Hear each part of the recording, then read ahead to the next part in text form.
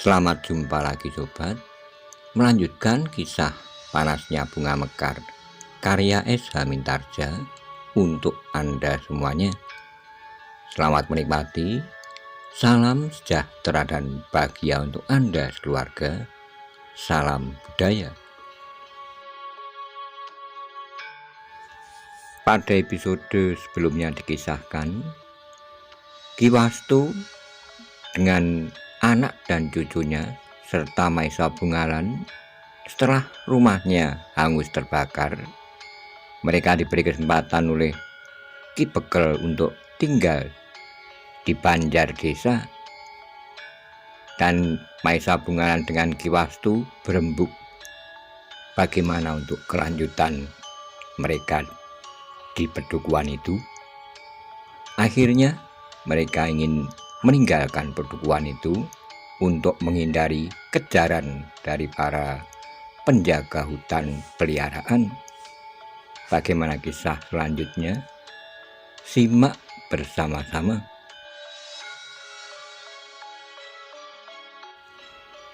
Dalam kebingungan, akhirnya Maisa Bungalan berdesis, "Kek, jika keadaan tidak terpecahkan lagi, aku mempunyai pertimbangan jika kau sependapat." Ki Wastu memandang wajah Maisa Bungalan dengan kerut-merut di keningnya sambil bertanya, "Apakah kau menemui jalan?" Jika tidak ada jalan lain," berkata Maisa Bungalan. "Katakanlah," sahut Ki Wastu dengan penuh harapan. Maisa Bungalan menarik napas dalam-dalam, katanya kemudian, "Ki Wastu, aku adalah seorang yang datang dari Singosari. Aku mempunyai rumah dan tempat tinggal. Aku mempunyai lingkungan dan keluarga. Jika memang tidak ada jalan lain yang dapat ditempuh, apakah kakek bersedia untuk pergi ke Singosari? Jaraknya memang cukup jauh. Tapi jika kita dapat mencapai tempat tinggalku yang juga tidak berada di dalam pusat pemerintahan, maka aku kira untuk sementara kakek dan keluargamu akan mendapat perlindungan."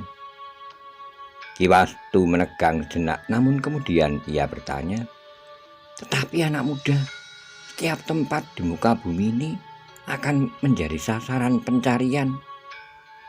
Mungkin mereka akan sampai juga ke Singosari. Mungkin 1-2 orang akan menelusuri jejak pedukuhan ini, mengikuti jejak perjalanan kita sampai ke Singosari. Mungkin mereka akan menemukan kita juga.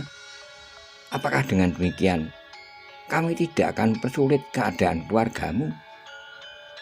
Maisa Bungalan menarik napas dalam-dalam, katanya, "Mungkin memang demikian, tapi adalah menjadi kewajiban setiap orang untuk saling menolong.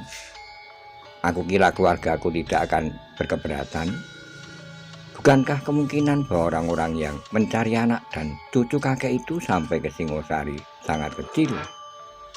Betapapun kecilnya, tapi itu mungkin sekali terjadi," sahut Ki Wastu.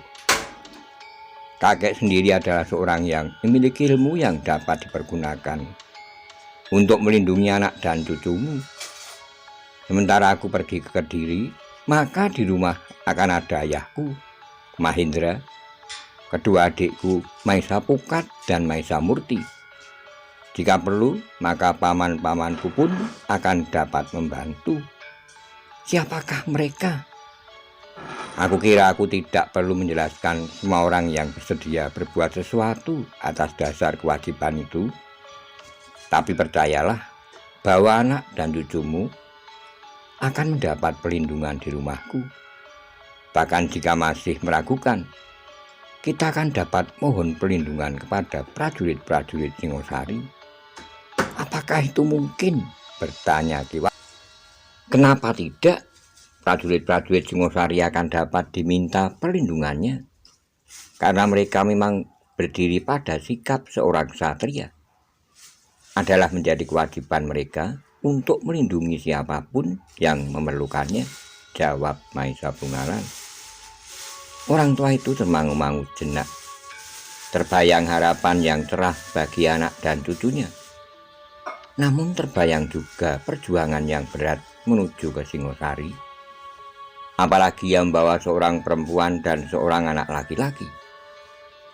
Tiba-tiba saja Ki Wastu berkata, "Anak Mas, aku pasrah kepada anak Mas.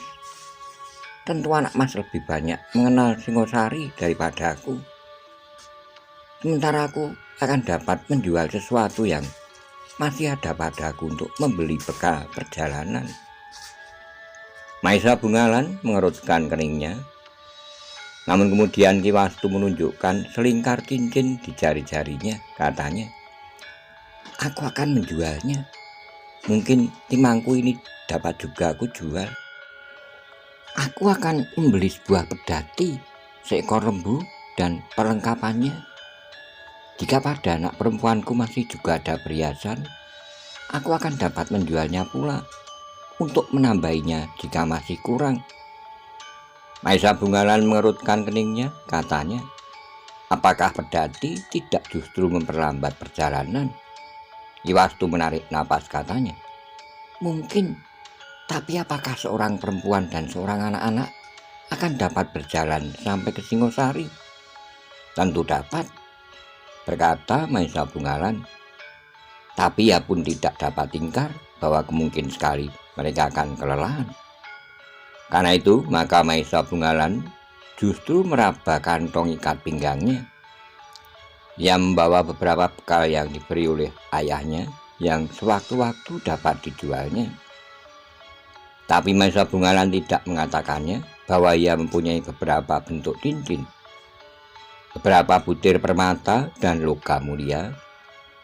Hanya jika diperlukan sekali, ia akan memberikannya 1-2 butir kepada orang tua itu untuk menambah, agar dapat membeli sebuah pedati dan 2 ekor lembu untuk membawa anak perempuan dan cucunya pergi ke Singosari."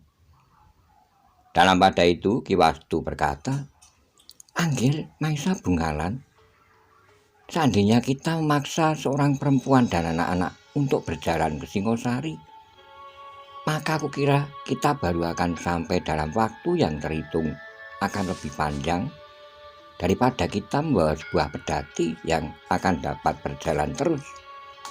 Meskipun lambat, sudah tentu kita akan beristirahat di sepanjang jalan. Namun aku kira perjalanan kita akan dapat lebih rancak." Maisa Bungalan mengangguk-angguk, tapi ia belum mengatakan bahwa jika diperlukan, ia pun akan dapat membantu menjual sesuatu yang masih ada padanya. Jika benda-benda itu terpisah dari ikat pinggangnya dan ikut terbakar, maka ia tidak akan dapat berbuat apa-apa. Namun dalam pada itu Ki Wastu pun ingat bahwa ia harus pergi ke rumah Ki Buyut.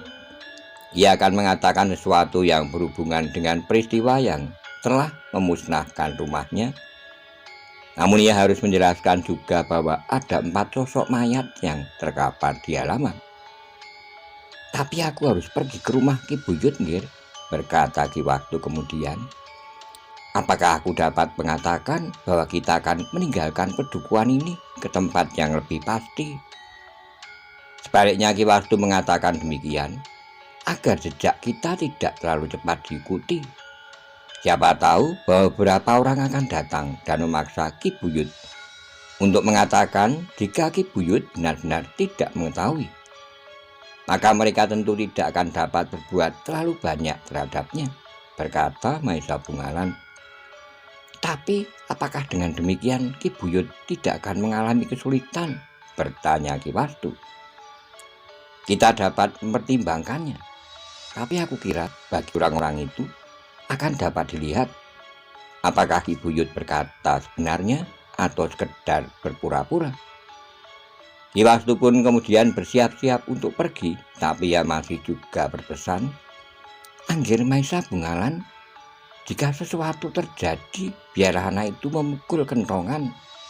Aku akan segera datang." Maisa Bungalan menyadari bahwa orang tua itu tentu masih selalu dibayangi oleh kegelisahan. Karena itu maka Maisa Bungalan pun berkata, "Kek, untuk sementara kita akan aman. Meskipun demikian, aku akan selalu ingat pesan itu." Demikianlah maka kakek tua itu pun kemudian minta diri kepada anak perempuannya untuk pergi sebentar ke rumah Ki Buyut. "Aku takut, ayah," desis anak perempuannya. Ki Wastu mandangi cucunya yang masih tidur nyenyak. Kemudian katanya, "Anggir Maisa Bungalan ada di sini. Meskipun demikian, jika terjadi sesuatu kau dapat memukul kentongan itu, aku akan mendengarnya dari rumah Ki Buyut."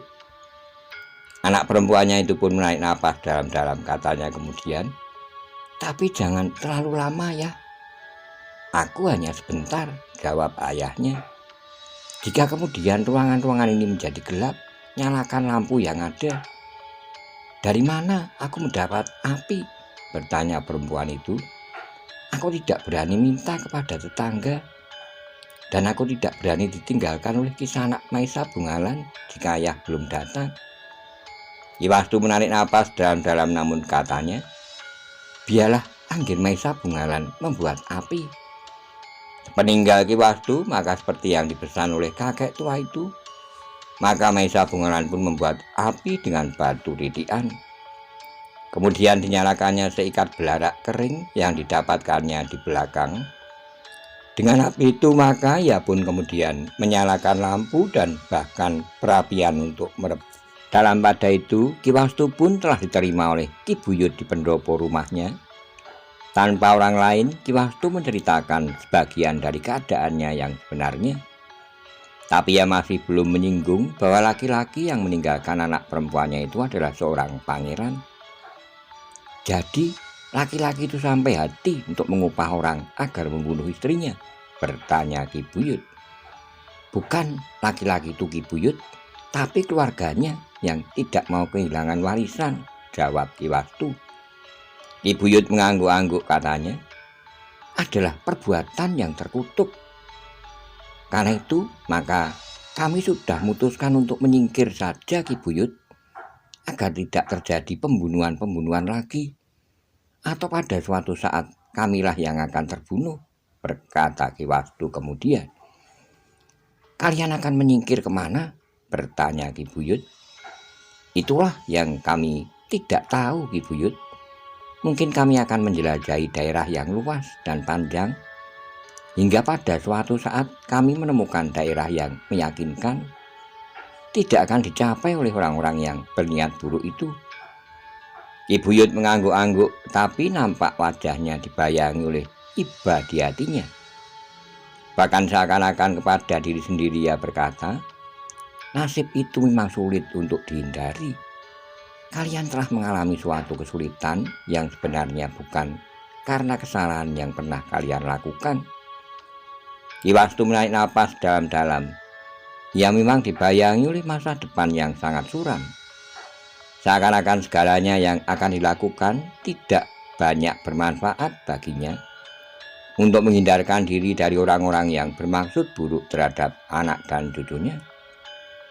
Kesedihan Maisa Bungalan untuk membawa anak-anak dan cucunya ke Singosari agaknya memang memberikan harapan.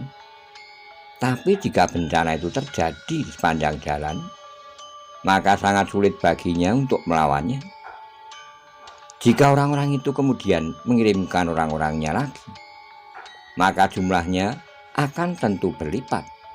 Dan di antara mereka tentu akan terdapat orang-orang yang memiliki ilmu yang semakin tinggi. Tapi keluarganya memang harus berbuat sesuatu. Jika ia tidak berusaha sama sekali, maka bencana itu akan lebih cepat datang tanpa harapan untuk dapat mengelak sama sekali.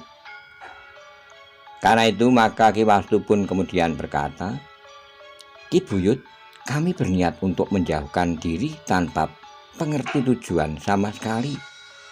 Tapi di mana kami merasa bahwa kami dapat hidup tenang, maka kami akan tinggal di tempat itu untuk waktu yang tidak dapat direncanakan. Mungkin kami harus berpindah tempat lagi jika kami merasa bahwa hidup kami akan mulai diusik oleh orang-orang yang berniat jahat terhadap keluarga kami itu. Jadi kalian akan merantau tanpa tujuan?" bertanya Ki Buyut. "Begitulah agaknya Ki Buyut. Kami harus melakukan yang bukan pilihan kami. Tapi kami tidak dapat mengelak lagi," berkata Ki Wastu. "Sulit bagiku untuk membayangkan apa yang akan terjadi atas seorang perempuan dan anak-anak. Apakah mereka harus berjalan menempuh teriknya matahari dan dinginnya embun malam di sepanjang bulak-bulak panjang tanpa batas?" bertanya Ki Buyut. "Apa boleh buat Ki Buyut?" sahut Ki Wastu. Namun Ki Wastu pun kemudian mengatakan bahwa dengan menjual sisa-sisa barangnya yang melekat pada tubuhnya, ia ingin mendapatkan sebuah pedati. Dengan pedati itu ia akan dan keluarganya akan menempuh perjalanan tanpa batas. Ki Buyut mengerutkan keningnya, sejenak ia termangu-mangu, namun kemudian katanya, "Ki Wastu, meskipun kau bukan orang yang cikal bakal di pedukuhan ini, namun kau sudah kami anggap sebagai keluarga kami. Kau sudah kami anggap sebagai orang tua yang pantas kami hormati.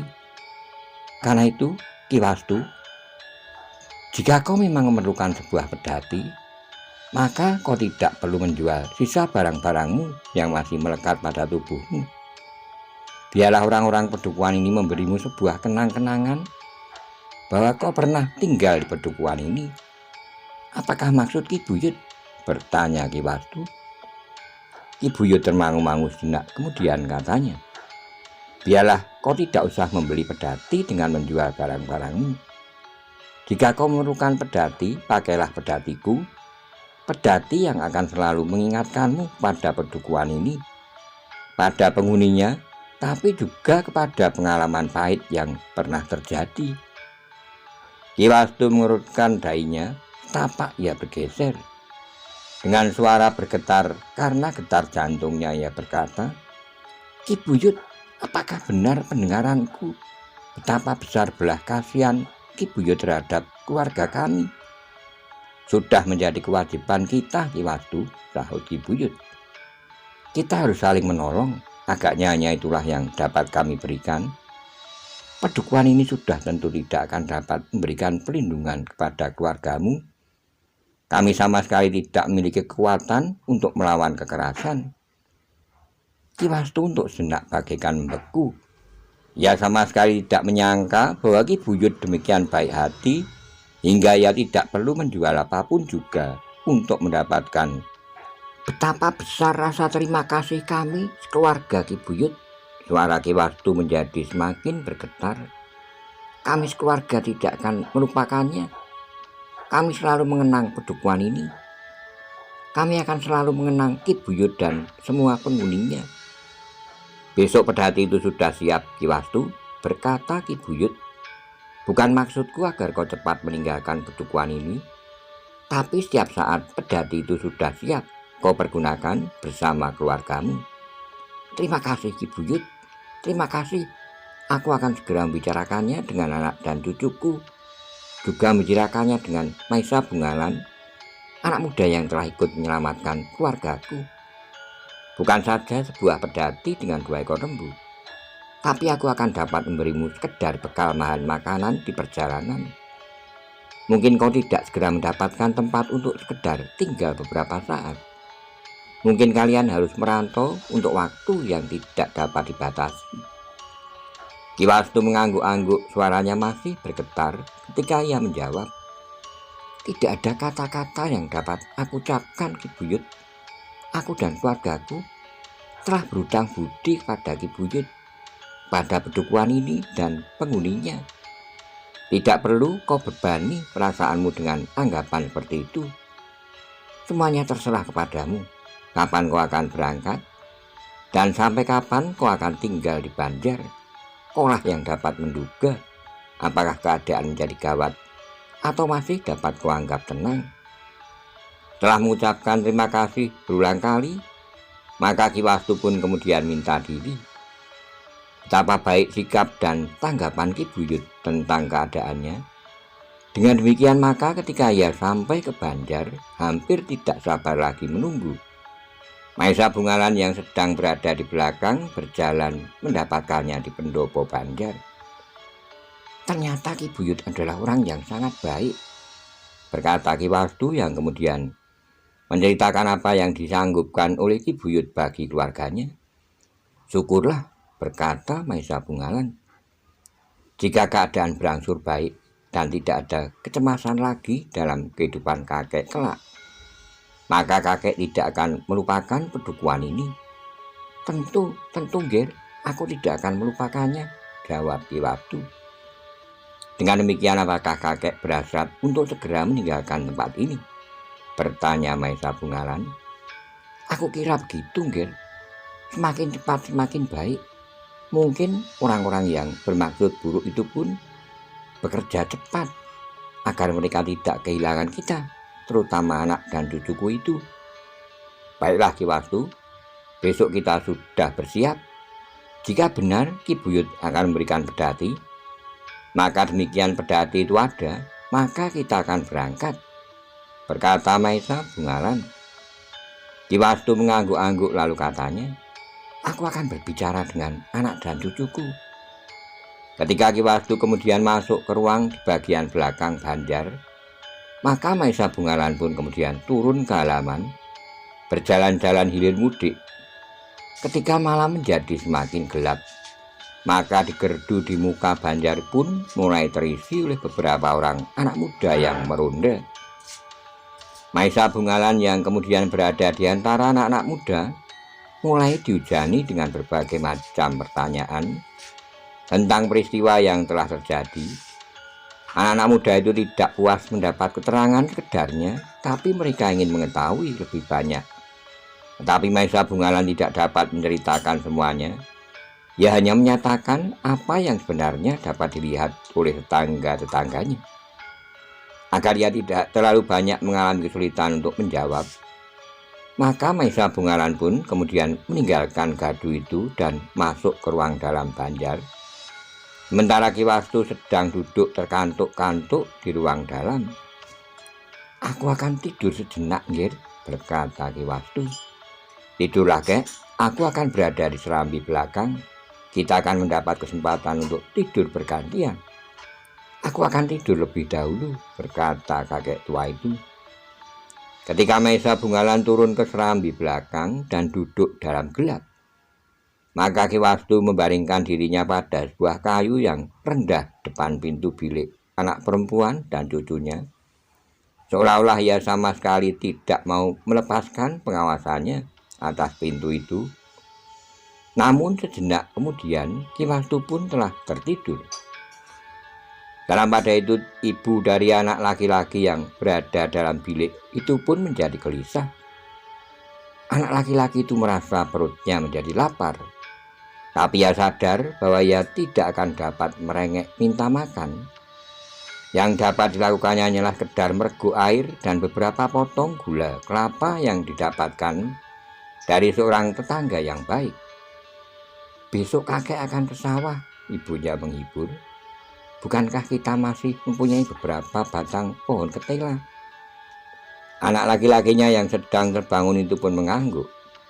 Namun ia tidak dapat menyembunyikan bunyi perutnya yang lapar. Menjelang pagi, Ki Wastu sudah terbangun. Ia pun kemudian pergi ke serambi belakang dan mempersilahkan Maesa Bungalan untuk beristirahat. Aku pun duduk terkantuk-kantuk di sini, berkata Maesa Bungalan. Aku juga tertidur meskipun hanya sekejap-sekejap. Sekarang tidurlah sampai pagi. Aku akan duduk di sini. Maesa Bungalan tidak menjawab, tapi ia tidak pergi ke ruang dalam. Betapapun dinginnya malam menjelang pagi, namun Maesa Bungalan telah berbaring di sebuah amben bambu di serambi. Jenak kemudian Maesa Bungalan sempat tidur meskipun tidak terlalu lama, karena fajar pun kemudian mulai menyingsing. Malam itu telah dilampaui dengan tanpa terjadi peristiwa yang tidak dikehendaki. Menjelang pagi, anak-anak muda yang berada di gardu pun telah pulang ke rumah masing-masing.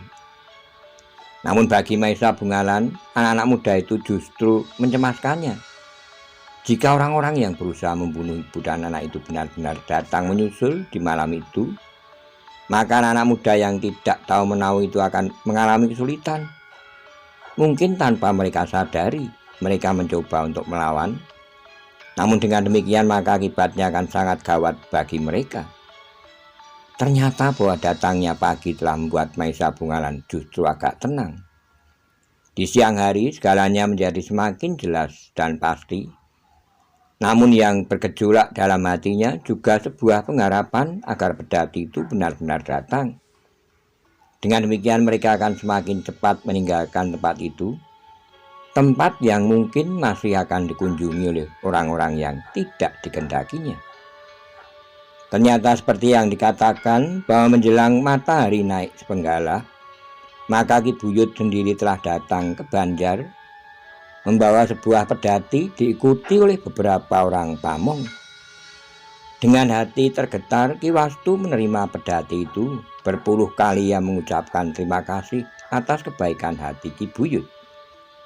Ki Buyut dan para pamong pun mengerti betapa perasaan terima kasih itu benar-benar melonjak dari dasar hati Ki Wastu. Bukan sekedar sikap lahiriahnya saja. Dengan tangan gemetar Ki Wastu meraba pedati itu hampir pada setiap bagiannya, kemudian 2 ekor lembu yang besar dan kuat. Luar biasa, desis Ki Wastu. Nah Ki Wastu, kami sudah memberikan sesuatu yang barangkali bermanfaat bagi Ki Wastu.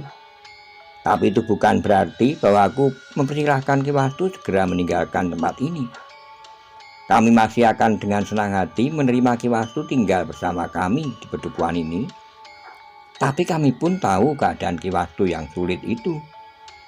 Berkata Ki Buyut kemudian lalu, karena itu terserahlah kepada Ki Wastu, dan aku pun tidak akan bertanya dan tidak akan berusaha mengerti kemana Ki Wastu akan pergi, karena pengertianku tentang tujuan Ki Wastu akan dapat berbahaya bagi Ki Wastu. Wajah Ki Wastu menegang, seolah-olah Ki Buyut itu mengerti apa yang pernah dipikirkannya. Karena itu dengan ragu-ragu ia berkata, kami percaya sepenuhnya kepada Ki Buyut, tapi sebenarnya lah kami tidak tahu kemana kami akan pergi. Ki Buyut tersenyum katanya, baiklah, dalam pedati itu terdapat beberapa onggok bekal yang dapat kalian pergunakan di sepanjang jalan. Terima kasih yang tidak terhingga masih saja selalu diucapkan oleh Ki Wastu, dan sekali-kali Maesa Bungalan juga menyatakannya. Sejenak kemudian maka Ki Buyut minta diri meninggalkan bandar itu. Di Regol ia berpesan, Ki Wastu, kapan saja Ki Wastu akan berangkat, aku harap Ki Wastu sudi memberitahukan kepadaku. Baiklah Ki Buyut, kami akan singgah di rumah Ki Buyut. Kami akan minta diri dan kami tidak akan pergi tanpa melupakan kebaikan hati yang ini, sahut Wastu. Peninggal Ki Buyut maka Ki Wastu mulai berbicara bersungguh-sungguh dengan keluarganya dan Maesa Bungalan. Mereka menganggap bahwa semakin cepat meninggalkan tempat itu akan semakin baik. Setiap saat kawan-kawan dari keempat orang itu akan datang, karena berita kematian mereka tentu sudah tersebar dari mulut ke mulut, dari pasar ke pasar, dan dari pedukuhan ke pedukuhan. Malam nanti kita berangkat, berkata Maesa Bungalan. Kenapa malam? Bertanya Ki Wastu. Tidak banyak orang yang mengetahui kepergian kita. Aku berjanji untuk singgah di rumah Ki Buyut. Senja kita pergi ke rumah Ki Buyut dengan pedati ini. Selanjutnya kita tinggalkan daerah ini menuju Singosari, berkata Maesa Bungalan kemudian. Ki Buyut mengangguk-angguk, ia pun ternyata sependapat dengan Maesa Bungalan. Sementara anak dan cucunya tidak dapat memberikan pendapat lain karena mereka merasa hidup mereka hanya sekedar tergantung kepada Ki Wastu dan Maesa Bungalan. Demikian maka mereka pun segera bersiap-siap, tapi karena tidak ada lagi yang dapat mereka persiapkan, maka mereka segera selesai. Pedati itu sudah siap untuk berangkat. Di dalamnya telah tersimpan seonggok bahan makanan yang dapat mereka pergunakan beberapa saat di perjalanan menjelang tempat baru yang masih akan mereka